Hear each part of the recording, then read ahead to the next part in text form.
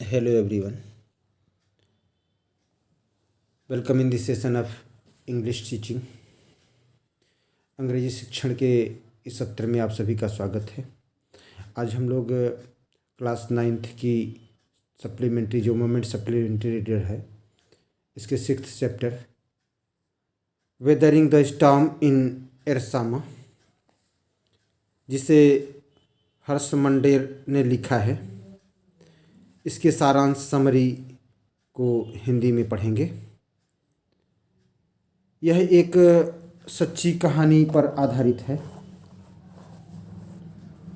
कि कैसे एक गांव के लोगों ने एक भयानक चक्रवात का सामना किया जो 27 अक्टूबर 1999 के दौरान उड़ीसा से टकराया था।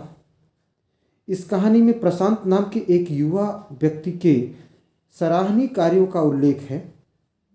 यह भयानक तूफान के बाद 2 रातों के लिए अपने एक मित्र के घर की छत पर फंसा हुआ था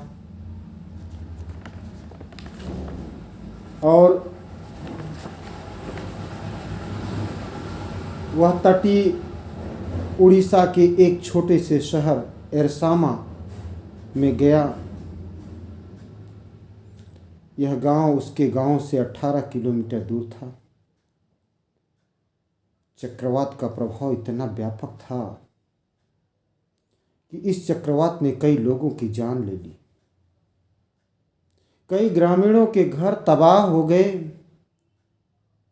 इस कठिन समय में प्रशांत ने असाधारण साहस का प्रदर्शन किया। वह बहादुरी के साथ इस प्राकृतिक आपदा का सामना किया।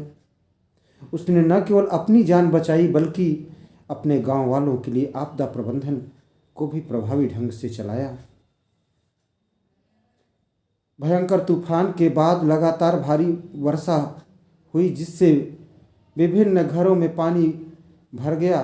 हर जगह बाढ़ का पानी था और उस पर लाशें तैर रही थी।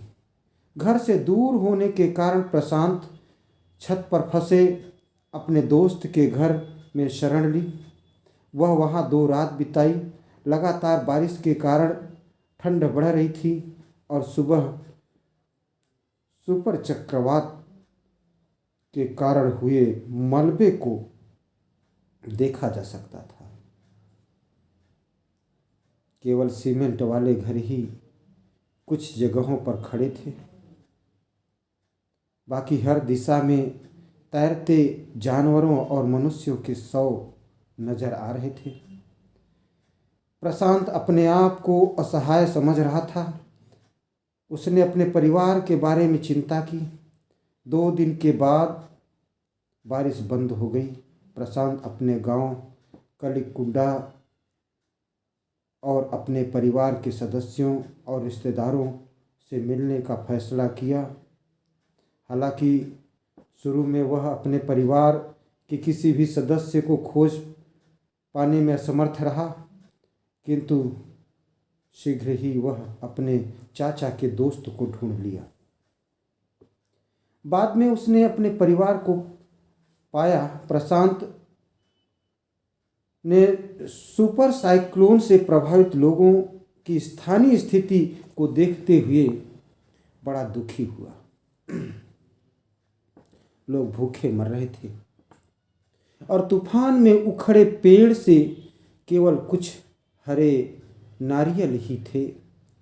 इसलिए उन्होंने कुछ बुजुर्गों और उनके साथ युवा लोगों के मदद से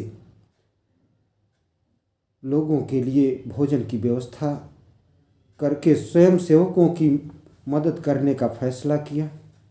उन्होंने युवा स्वयंसेवकों की एक टीम का गठन किया और तैरते शवों को साफ करने और घायल लोगों के घाव और फ्रैक्चर को ठीक करने के लिए काम करना शुरू कर दिया।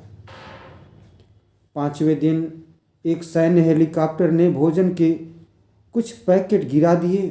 हालांकि यह आगे नहीं आया, इसलिए प्रशांत और उनके साथी स्वयंसेवकों ने हेलीकॉप्टर का ध्यान खींचने के लिए आकर्षित करने के लिए अपने पेट पर खाली प्लेटों के साथ जमीन पर बच्चों को चित्रित करने का फैसला किया।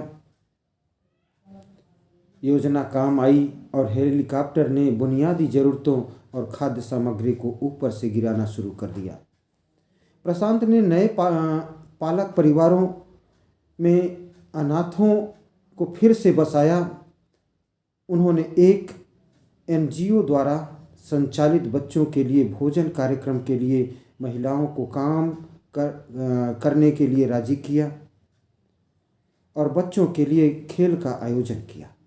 इस प्रकार प्रशांत कई लोगों के उद्धार करता था जो सुपर चक्रवात से बिल्कुल प्रतिकूल रूप में प्रभावित थे। हर कोई उनकी मदद करने के लिए कृतज्ञता से उनकी ओर देखता था। प्रिय छात्रों, विद्वान साथियों, मित्रों, यह पाठ हमें यह सिखाता है कि जहाँ भी आपदा आती है वहाँ हमें श्रमिकों का एक समुदाय बनाना चाहिए, जिससे हम सहायता के लिए सरकार पर निर्भर रहने के बजाय लोगों की मदद कर सकें। उम्मीद